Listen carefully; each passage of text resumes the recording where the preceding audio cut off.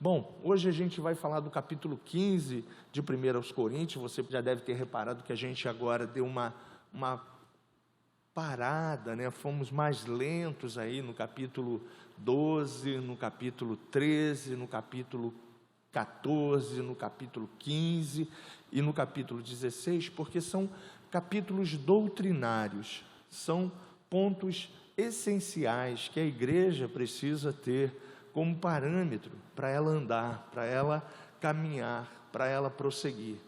E no capítulo 15, o capítulo de hoje, que a gente vai estudar na nossa escola de liderança, a gente vai estar aprendendo sobre a ressurreição de Cristo, penhor da nossa ressurreição.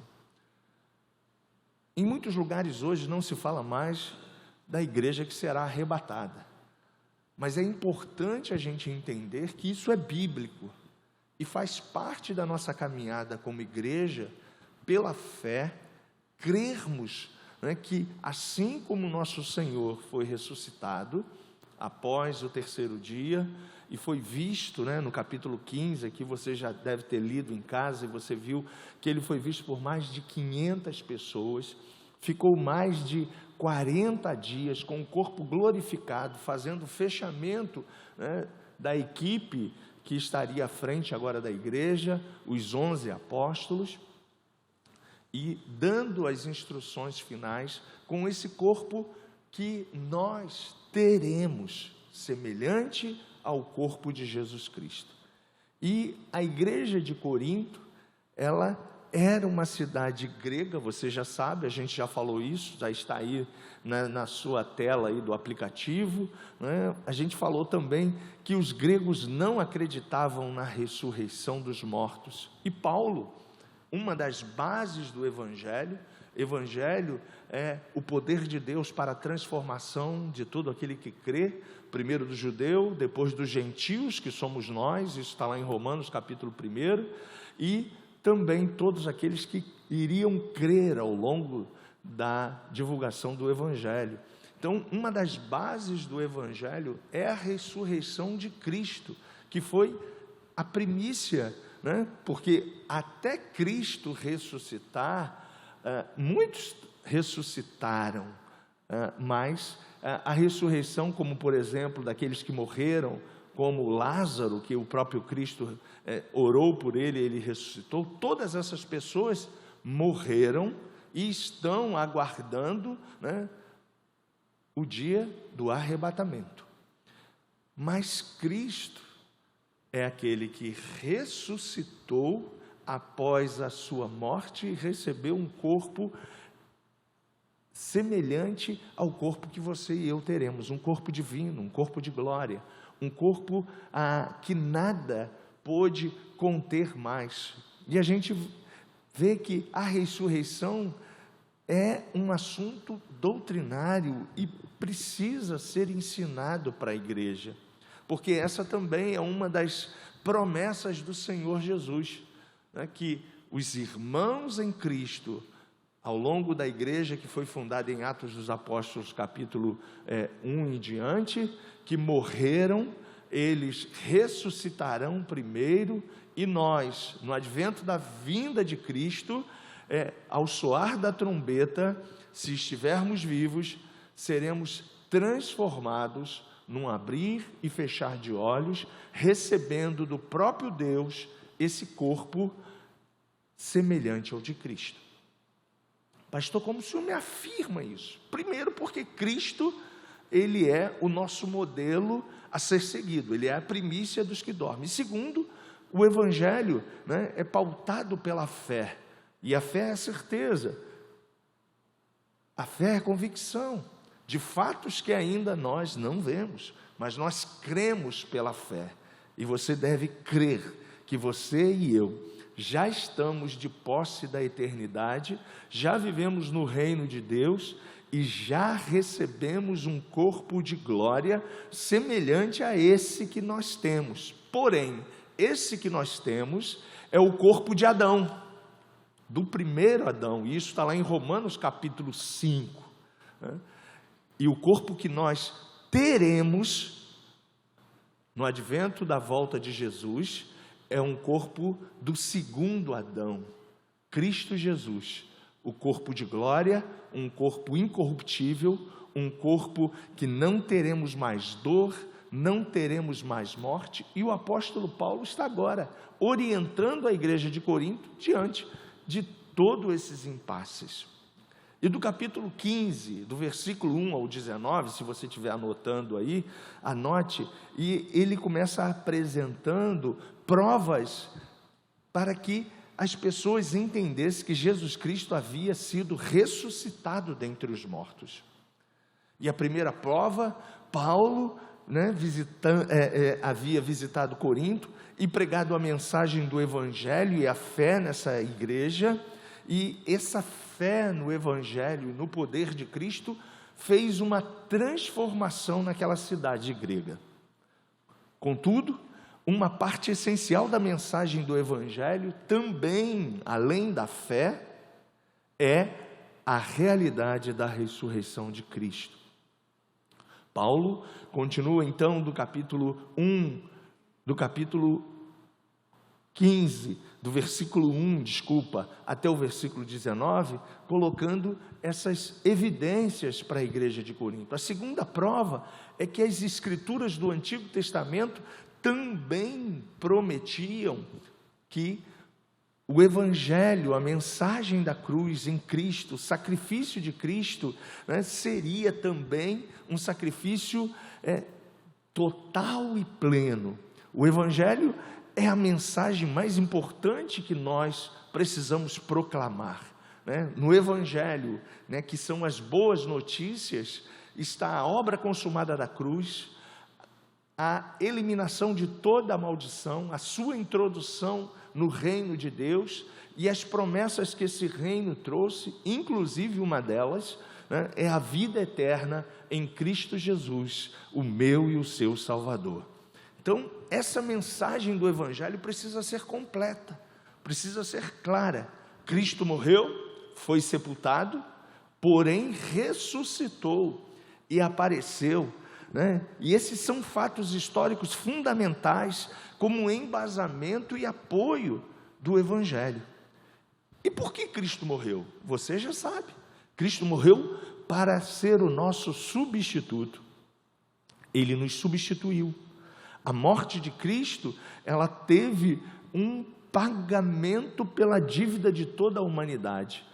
Gálatas diz que ele, no capítulo 2, que ele se tornou maldito, indo para aquela cruz, consumando a obra da redenção, para que você e eu agora, pela fé, recebendo o plano da salvação no Evangelho, recebendo as promessas que o Evangelho nos fez através de Cristo, nós possamos agora estar seguro, estar embasado nesse Senhor. Tem uma canção, de vez em quando eu vou aos good times da vida, tem uma que diz assim: que segurança sou de Jesus, eu já desfruto o gozo da luz. Fui corista há muito tempo, então lembrei desse canto congregacional. Sou por Jesus herdeiro de Deus, Ele me leva glória dos céus. Canta minha alma, canta ao Senhor, rende-lhe sempre ardente louvor. Canta minha alma, canta ao Senhor, rende-lhe sempre ardente louvor. Então Cristo morreu, sepultado foi, ressuscitou ao terceiro dia e apareceu a uma quantidade de 500 pessoas, está aí no texto de 1 Coríntios.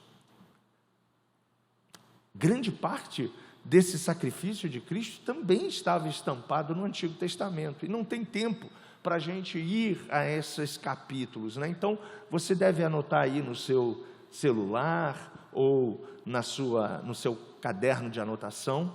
O livro de Levítico, ele fala dessa obra sacrificial em Cristo, que apontava para Cristo como nosso substituto e Salvador. No capítulo 16, todo aquele sacrifício ali é uma tipologia, né? Se você quiser anotar na sua Bíblia, né? Bota um combinado com aí Levítico capítulo 16, você vai lá, a antiga, né?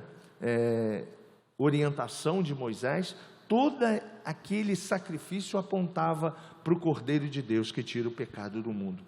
Isaías 53, né? A gente de vez em quando lê esse capítulo também, ali fala de toda a obra consumada, de todo o sacrifício que Cristo estaria fazendo por você e por mim. E, pastor, mas faltou aí, aonde no Antigo Testamento fala que Jesus ficaria 3 dias debaixo da terra, iria lá ao inferno, roubaria a chave da morte do inferno e viria agora como vencedor, né, onde o inferno não tem nem mais o direito do seu controle em todas as coisas. Isso está falando de Jonas. Você lembra de Jonas? Jonas ficou quanto tempo no ventre da baleia? 3 dias. E aí Jesus, no capítulo 12 de Mateus, a partir do versículo 38, esse eu vou ler com você. Mateus, a gente já estudou esse evangelho, né, mas para você ver, né, o próprio Senhor ratificando a sua ressurreição, capítulo 12, versículo 38, diz assim a palavra do Senhor: o sinal de Jonas, está assim como subtítulo na minha Bíblia. Então alguns escribas e fariseus replicaram a Jesus: mestre, queremos ver de tua parte algum sinal. E ele respondeu: uma geração má e adúltera pede um sinal, mas nenhum sinal lhe será dado senão o do profeta Jonas. Porque assim como esteve Jonas 3 dias e 3 noites no ventre do grande peixe, assim o Filho do Homem, esse é um dos nomes de Jesus, estará 3 dias e 3 noites no coração da terra. Glória a Deus. Jesus está provando aqui para os escribas e fariseus. A gente já falou sobre essas duas organizações, né, que regiam lá o tempo que Jesus veio pregar o Evangelho, e ele está ali mostrando para eles, né, dentro de uma porção do Antigo Testamento, o que aconteceria sobre a ressurreição brevemente no término do seu ministério. Terceira prova: Cristo foi visto por diversas testemunhas. Isso está no versículo 5 ao versículo 11, né? E apareceu, voltando ao capítulo 15 de Coríntios, versículo 5, Jesus falando, né, dele: e apareceu a Cefas. Cefas é o nome de Pedro, tá? E depois aos 12. Depois foi visto por mais de 500 irmãos de uma só vez, dos quais a maioria sobrevive até agora, porém alguns já dormem. Paulo está provando para a igreja de Corinto, né, que havia ainda uma quantidade bem grande de pessoas, inclusive os apóstolos, que tinham convivido com o Cristo ressuscitado. Aleluia! Então Cristo foi visto por diversas testemunhas, e depois de ter feito todos os acertos com essa testemunha, você tem lá o respaldo do que aconteceu, né? Atos capítulo 1, Cristo dá as ordenanças finais à equipe, né? Os 11 e esses 120, ele no versículo 1:8 ele diz: olha, eu agora preciso voltar para casa, vou exercer o ministério sacerdotal por vocês, mas eu enviarei o Consolador, o Espírito de graça, ele estará com vocês. Ficai em Jerusalém, até que do alto sejais revestidos de poder. Atos capítulo 1, versículo 8. E sereis minhas testemunhas. E aí você já sabe, capítulo 2 de Atos, a igreja reunida, todo mundo acuado, ainda muito tímido, com medo, né, porque o Salvador havia agora subido entre nuvens e apareceram 2 anjos, isso está lá no capítulo 1 de Atos, né, apareceram 2 anjos e começam a falar para aqueles que estavam reunidos, né, varões galileus, por que estáis olhando para o alto? Da forma que vocês estão vendo ele subir, ele voltará. Então essa é a promessa que você e eu temos em Cristo. E esse evangelho era pregado pelo apóstolo Paulo, né? O mentor, né? e o homem que concluiu todo o pensamento doutrinário da nova aliança e da graça para a gente. Cristo vai voltar. E que bom seria se fosse hoje. Maranata, né? Que bom seria, né? Porque já estamos preparados, não estamos nos preparando, né? Já temos o seu Espírito, já estamos no reino de Deus, já temos a nossa salvação. Que bom seria, né, termos agora essa eternidade com Ele. Mas a promessa está aí, e Paulo está orientando a igreja de Corinto para que eles permanecessem. O segredo está aí, minha gente, permaneça.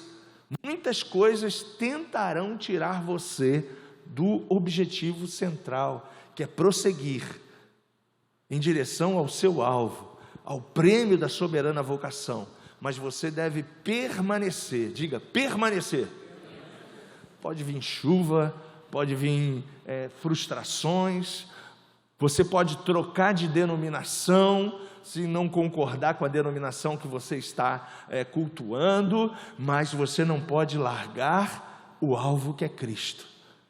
É Ele quem cumpriu todo o protocolo para te dar o acesso à eternidade. E dele, você e eu não devemos nunca mais abrir mão. Então, Paulo está falando sobre isso, né? E ele está falando desse Cristo que foi testemunha. E aqui, se você está anotando, né, tem aí essa passagem de Atos 1, a partir do versículo 8, né, tem Atos 2, para você entender, né, todo o poder que foi dado à igreja. E Paulo está orientando esse povo, né, que estava confuso, porque, como eu disse para você, a igreja neotestamentária, ela nunca imaginou que o evangelho chegaria a mais de 2000 anos depois que eles pregaram. Tanto é que o apóstolo Paulo chegou a evangelizar a Espanha que a gente conhece hoje. Ele fez de tudo para alcançar todos os povos e os lugares onde não se conhecia o evangelho, para que o evangelho, que é o poder de Deus para a transformação das vidas, fossem recebidos por todas as pessoas que viviam naquela época. Só que aí, como eu disse para vocês em um dos nossos estudos, os irmãos começaram a morrer. A morte no passado era muito mais rápida do que é hoje, né? Não havia saneamento básico, não havia medicina tão avançada como a hoje. Então os irmãos começaram a morrer, morriam cedo, morriam muito jovens, né? Então começou a galera a ser decapitada, outro crucificado de cabeça para baixo, a igreja ser queimada por Nero, muita gente morrendo. E aí, como ficam esses irmãos que morreram? Para nós, os cristãos que cremos na volta de Jesus, nenhum crente morre, o crente está dormindo. Nós estamos aguardando o dia do nosso arrebatamento, se partirmos antes da volta de Jesus. Por isso que num sepultamento cristão, você não vê um cristão triste. A gente, claro, humanamente falando, somos um ser, né, que temos um espírito, habitamos num corpo e temos uma alma. O nosso corpo, o corpo do primeiro Adão, sente a partida do ente querido. Eu senti muito quando perdi meus pais, quando tive que sepultar meu pai, quando tive que sepultar minha mãe e tantas outras pessoas. Eu sinto, né, e fico muito abalado quando vou num sepultamento aqui da igreja, né, principalmente quando é uma pessoa muito próxima a mim. Mas a gente sabe que Deus nos deu uma promessa. os nossos irmãos em Cristo estão dormindo. Ok? Então, Paulo está orientando isso para a igreja. E é importante a gente ter essa convicção.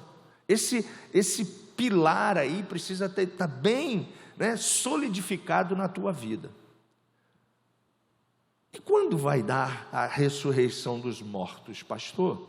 Está do capítulo 15, do versículo 20 em diante. Aqui, Paulo está novamente reiterando que Cristo é as primícias. Isso é muito importante na sua convicção de fé. Cristo foi o primeiro e o único que morreu, ressuscitou e está vivo à destra do Pai, como sumo sacerdote, aguardando o grande dia do arrebatamento para vir buscar a igreja. Cadê a igreja aí? Para vir buscar você. Pastor, não estou pronto. Você está pronto, sim. Você já recebeu Jesus? Você está pronto. Você está aí com o Espírito Santo? Você está pronto. Permaneça, só foque, permanecendo. Lembre-se que tudo que nós recebemos na nova aliança foi pela graça. E graça é favor que eu não mereço.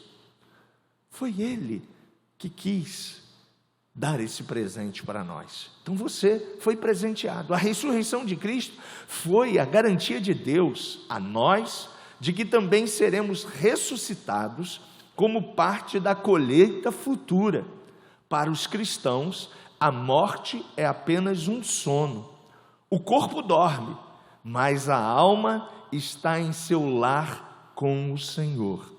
Na ressurreição, o corpo será despertado e glorificado.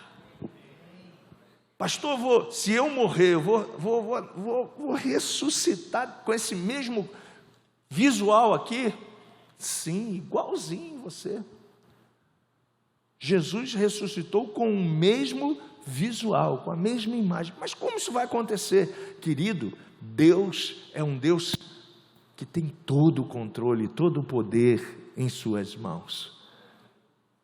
E se Ele prometeu, uau, vai acontecer. E no versículo 21, ele está falando da primeira morte que acontece com aqueles que ainda não são a igreja do arrebatamento. O primeiro Adão desobedeceu, você já sabe isso, e trouxe ao mundo o pecado e a morte. Mas o último Adão obedeceu ao Pai e trouxe a justiça e a vida. Então, se você quiser anotar aí na sua Bíblia, se você estiver anotando, a comparação entre os dois Adãos está no capítulo 5 de Romanos, para você estudar em casa, a partir do versículo 12. Ok? Então, gente, em 1 Coríntios, então, no capítulo 15, né, Jesus está falando dessa volta nos ares. Oh, que legal! Versículo 15, 23, né, diz assim: cada um, porém, por sua própria ordem. Cristo, ele é a primícia, depois os que são de Cristo na sua vinda. Então virá o fim, quando ele entregar o reino a Deus e Pai, quando houver destruído todo o principado, bem como toda a potestade e poder. Uau, pastor! Esse 24 aqui está em que parâmetro dessa história de Cristo com a igreja? Está depois do milênio. Lembram que a gente estudou escatologia? A gente falou do milênio. Isso aqui está depois do milênio. Por quê? Olha, preste atenção no que você acabou de ler. Então virá o fim. Aí você tem que estudar, se você está anotando aí, anote aí. Apocalipse capítulo 20 e Apocalipse capítulo 21, onde novos céus e nova terra estão reservadas para nós. Depois do milênio, depois da segunda ressurreição, onde os mortos ressuscitarão, e essa segunda ressurreição, segundo alguns estudiosos, é somente para a condenação da segunda morte, e aí a morte vai ser colocada nesse lugar, no Hades, né, no inferno, e juntamente com Satanás e seus anjos, as pessoas que não aceitaram o plano da salvação, infelizmente também ressuscitarão para irem direto para esse lugar, né, chamado inferno, onde o fogo arde continuamente e não se acaba. A ressurreição dos mortos que não receberam Cristo também vai ser uma ressurreição semelhante à nossa, porém, o caminho, o destino para esses será um destino diferente do seu. O seu destino é a eternidade com Cristo. Aqueles que seguiram, né, as suas próprias diretrizes, seguiram a orientação do inferno, o seu destino está queimar no fogo do inferno eternamente. Por isso que a igreja tem uma forte missão. Nós recebemos ela do Senhor. Ide por todo o mundo, pregai o evangelho a toda criatura. A nossa missão é pregar. Eu tenho vários parentes que ainda não aceitaram Jesus, minha gente. Você também deve ter, né? Além de parentes vizinhos, pessoas que a gente ama. E cabe a nós não deixarmos de semear na vida dessas pessoas que Ele é o caminho, Ele é a verdade, Ele é a vida, e ninguém vai ao Pai, João capítulo 14, se não for aceitando a Ele, Jesus Cristo. Então essa é a missão que todos nós, como igreja, temos diante do Evangelho, ok? Então, quando Jesus Cristo voltar nos ares, levará a sua igreja consigo para o céu. Nessa ocasião, ressuscitará dos mortos todos os que creram nele. Foram salvos e faleceram quando viviam na fé.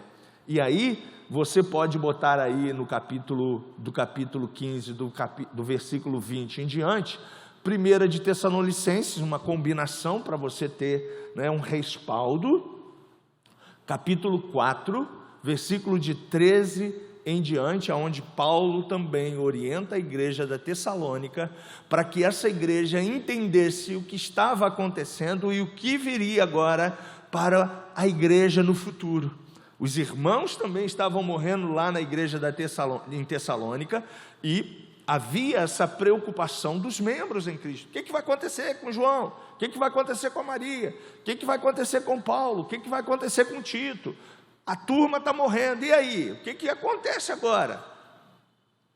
E aí Paulo, instruído pelo Espírito Santo, recebeu de Deus a revelação e a direção para tratar desses assuntos complexos, né, e muito importante para nós, e nós precisamos também tratá-los hoje, para que entendamos, né, quem somos, qual o destino que temos, qual é o nosso papel nesse destino, qual é o nosso objetivo central como igreja.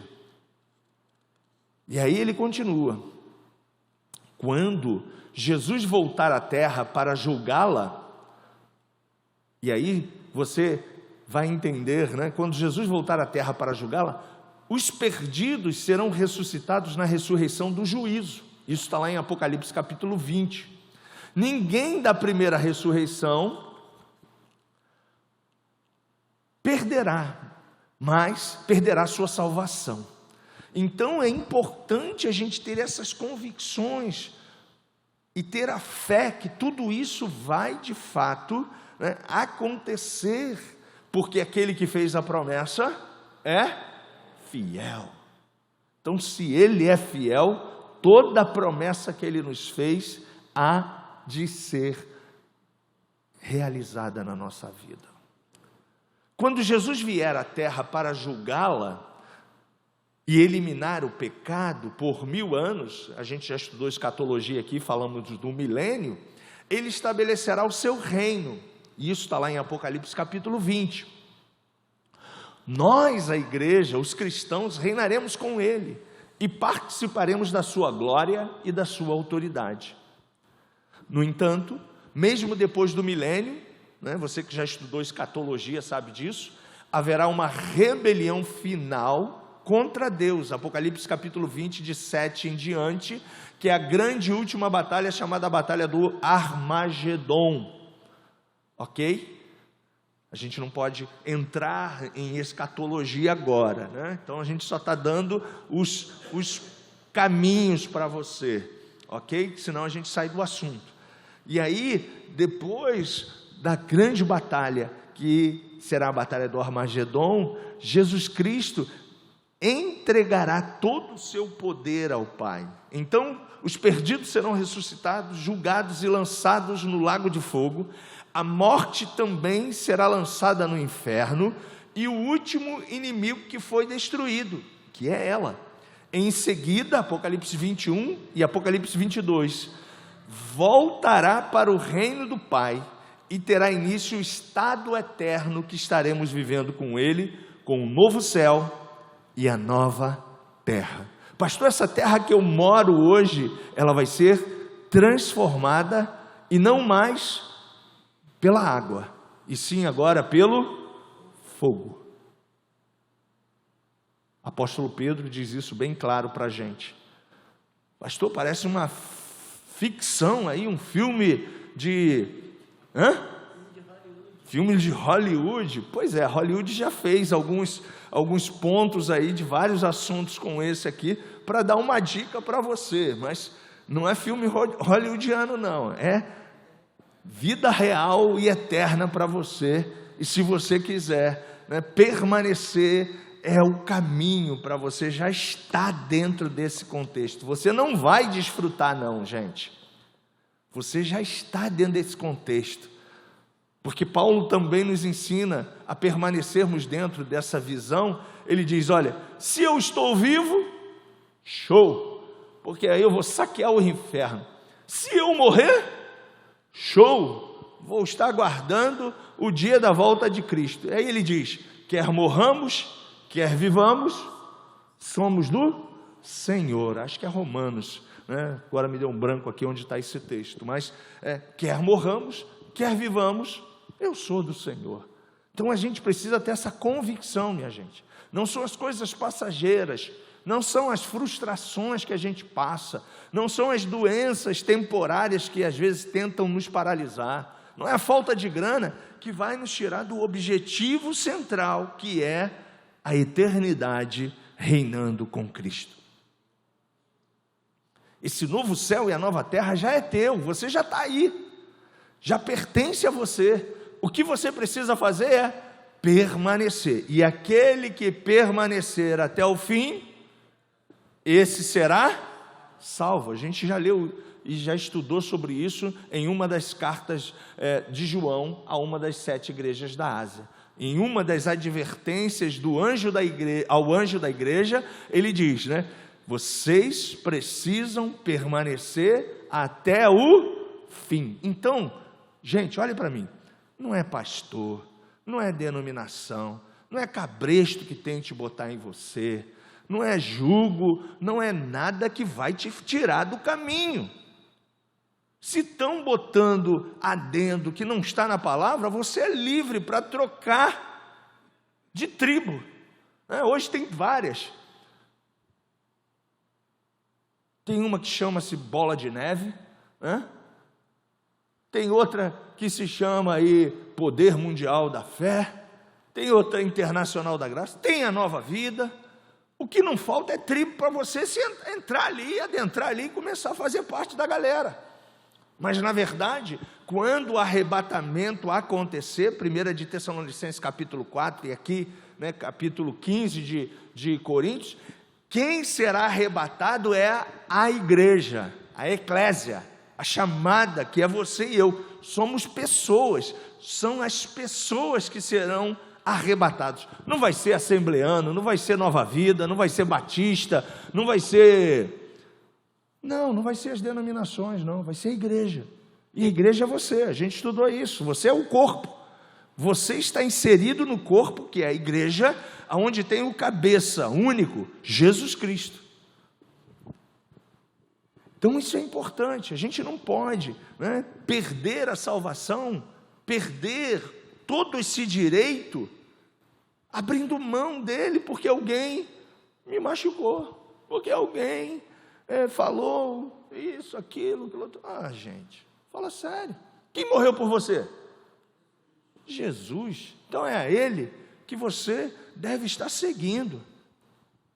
É a Ele que você deve estar obedecendo. Ele colocou pessoas, você sabe disso, e a gente estudou aqui, sobre os ministérios eclesiásticos, episcopais. Mas, se essas pessoas estão se desvirtuando do alvo, você é livre. Ah, pastor, que ele mandou uma maldição. Querido, na nova aliança, a maldição não pega em crente. Você não precisa fazer culto de quebra de maldição, porque maldição não pega em crente. Sabe por quê? Porque quem se tornou maldito por você foi ele, quando ele cravou na cruz o seu corpo. A Bíblia declara em Pedro que ele se tornou maldito para que você e eu hoje nos tornássemos benditos. Então não é ninguém que vai mandar uma urucubaca, uma praga sobre você e vai pregar, porque praga em crente não pega. Ah, pastor, veio de um líder X, Y. Não pega, meu. Ele está totalmente perdido, né? Aliás, a missão dos líderes é abençoar e não amaldiçoar. Ele nem tem esse poder, nem julgar. Ele também não tem esse poder. E a gente precisa entender isso. Não, veio uma profecia, e aí a profecia diz que se eu sair dessa igreja, eu vou morrer. Aí você já estudou comigo, o que a profecia tem que ser? Lembra? Quando a gente estudou capítulo 14, capítulo 12, a profecia, ela pode e deve ser julgada. Ah, mas foi o profeta tal. Quem é o profeta tal? X, H, Y. Ah, foi o pós-divino X que falou. Querido, querida, a palavra de Deus, ela já te deu toda a direção. Então você não precisa ficar preso a uma profecia que pode ser de Deus, e aí para ser de Deus ela vem para edificar, consolar e corrigir. Mas ela também pode ser do homem. Pastor, é mesmo? Sim, o cara tem um rótulo lá de profeta. Imagine bem você, é igual um guru, né? O guru está lá recebendo lá a grana, só que o guru recebe a grana, né? Recebeu a grana, tem que dar uma palavra boa para o cara. Tem que tirar uma carta para ele boa. E aí o profeta começa assim, vai descer, começa às vezes a criar, né, conceitos que não são bíblicos. E aí lança a profecia que pode ser dele. E por último, se ele estiver em pecado, pastor, pode um profeta estar em pecado? Claro que sim. Ele pode estar sendo um instrumento do capeta, para mandar uma resposta do capeta para você. E aí tu está lá, né? E aí Paulo manda a gente ouvir e ser guiado pela obra consumada da cruz, pelo plano da redenção em Jesus, pela direção do Espírito Santo e pela palavra da fé. E se alguém disser qualquer outra coisa, você já sabe, você pode chamá-lo de anátema. Na nossa linguagem coloquial aqui presente, maldito, amaldiçoado. Então Paulo está dando toda essa dica, como os mortos são ressuscitados, versículo 35 do capítulo 15, né? Eles são ressuscitados agora com um corpo, né, semelhante às sementes. Vou te fazer uma pergunta, eu também não sou do ramo da agricultura, né, mas a gente sabe muito bem que tudo que é lançado na terra são sementes. E quando você lança uma semente de laranja, o que acontece? Aquela semente vai produzir, né, uma árvore, uma laranjeira, e daqui a pouco aquela laranjeira vai estar florida. De quê? De semente? Não, de laranja. E você vai lá, né? Eu gosto muito da seleta. Está difícil achar seleta no Rio de Janeiro agora, né? Mas tem a Bahia, tem a pera, tem as misturadas da vida aí, né, que misturaram a lima.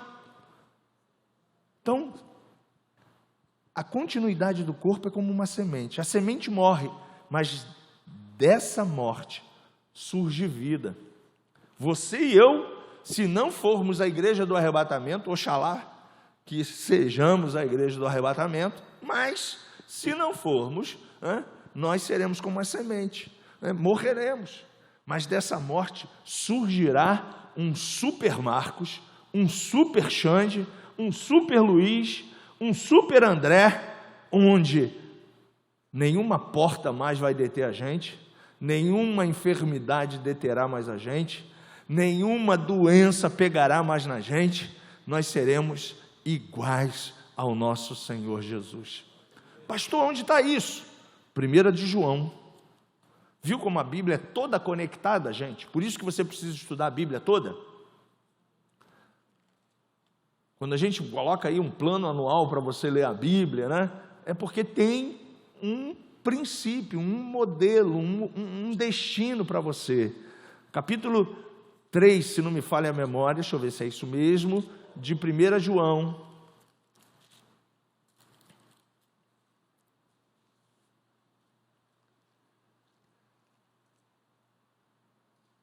Capítulo 1 e 2, capítulo 3, versículo 1 e 2.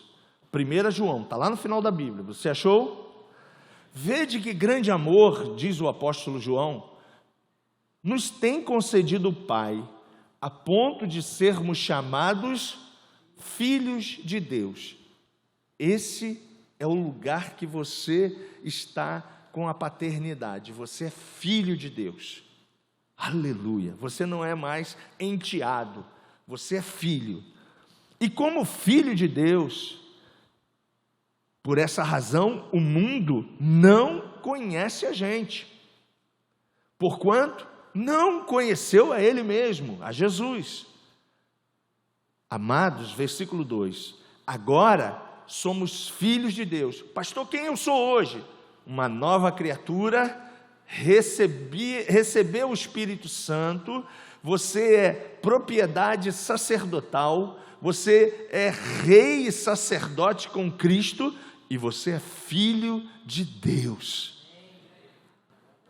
Aleluia, glória a Deus, você e eu. Amados, agora somos filhos de Deus, e agora ele está falando do futuro, ainda não se manifestou o que haveremos de ser. Sabemos que, quando Ele se manifestar no arrebatamento, 1 de Tessalonicenses capítulo 4, de 13 em diante, os mortos em Cristo ressuscitarão primeiro. E nós, se formos a igreja do arrebatamento, estivermos vivos, seremos transformados num abrir e fechar de olhos. Você pode linkar aqui nessa vírgula aqui. Sabemos que quando Ele se manifestar, seremos semelhantes a Ele, porque haveremos de vê-lo como Ele é. Esse corpo de glória que você vai receber, você vai falar assim, tete a tete com Jesus. Já pensou, Zezão? Aí, Jesus, pá, deixa eu ver os cravos aí, pá, deixa eu ver a coroa. Tete a tete. Somos filhos, Ele é o nosso irmão mais velho. Show, né? Caramba.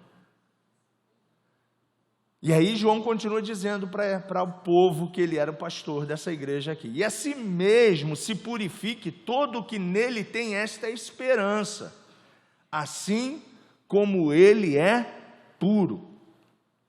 Então é importante a gente se posicionar, responder, prosseguir, olhando para Jesus, o autor e o consumador da nossa fé. Então ele está falando do poder da semente. O corpo é semeado, o sepultamento, em corrupção, pois certamente sofrerá uma decomposição. No entanto, é ressuscitado como uma natureza incorruptível. Não há decomposição nem morte no céu. Aleluia. O corpo é sepultado em desonra, o nosso corpo humano, apesar de todas as habilidades de um agente funerário, né, para dar um trato lá, né, um tapa final na tua imagem, né? Já tem até, né, perfis novos aí para dar um jeito melhor, né, na passagem da gente, com cosméticos, com tantas coisas. Mas esse corpo, ele também se irá decompor. Mas o nosso corpo de glória será ressuscitado. O corpo que vai ao sepultamento e morre é um corpo fraco, mas o corpo da ressurreição terá todo o poder. Seremos como o nosso Senhor Jesus. Aleluia. Então Paulo está dizendo isso para a gente, que o corpo da ressurreição completa a obra da redenção e nos dá a imagem do Senhor. Concluindo, minha gente, se Deus é capaz, e antes de concluir eu quero abrir um adendo aqui. Talvez você esteja perguntando, mas como Deus vai fazer tudo isso? A resposta está aqui. Se Deus é capaz de criar tipos diferentes de corpos para os seres humanos, os mamíferos, as aves, os peixes, o que impede o nosso Deus, que criou tudo o que temos hoje do nada, trazer à existência esse tipo de corpo diferente, mas semelhante ao que Ele deu ao seu Filho na nossa ressurreição? Paulo continua sugerindo à igreja para permanecer, não olhar para trás, não achar que você não tem condições de chegar. Lembre-se, o pódio já é seu, você já está no pódio. O que você precisa agora, na distância entre o pódio que já é seu e a sua chegada, é a fidelidade, é a obediência, é a permanência, crendo que aquele que fez a promessa é fiel. Por fim, Paulo continua dizendo: esse é o meu recado para vocês, igreja de Corinto. Fiquem tranquilos, a morte não tem mais domínio sobre você. Que Deus possa te abençoar. Semana que vem a gente termina o capítulo 16 e a primeira carta aos Coríntios. Eu precisei me deter um pouquinho mais dentro dessa carta a partir do capítulo 10, porque a gente tinha aqui pontos muito relevantes para a nossa existência como igreja. E a gente sabe muito bem que, às vezes, muitos não sabem e não têm essa informação. Vêm para a igreja, às vezes, para receber uma bênção. Vêm para a igreja e não sabe o que vai acontecer depois que recebe Jesus, depois que recebeu a bênção, depois que recebeu a salvação. O Evangelho é completo.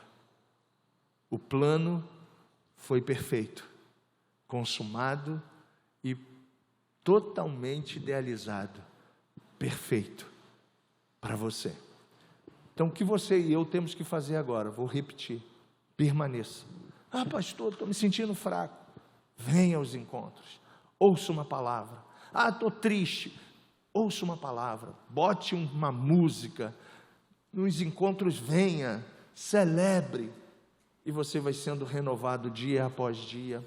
E lembre-se, a gente aprendeu no último encontro da família, que a gente precisa vencer o dia de hoje.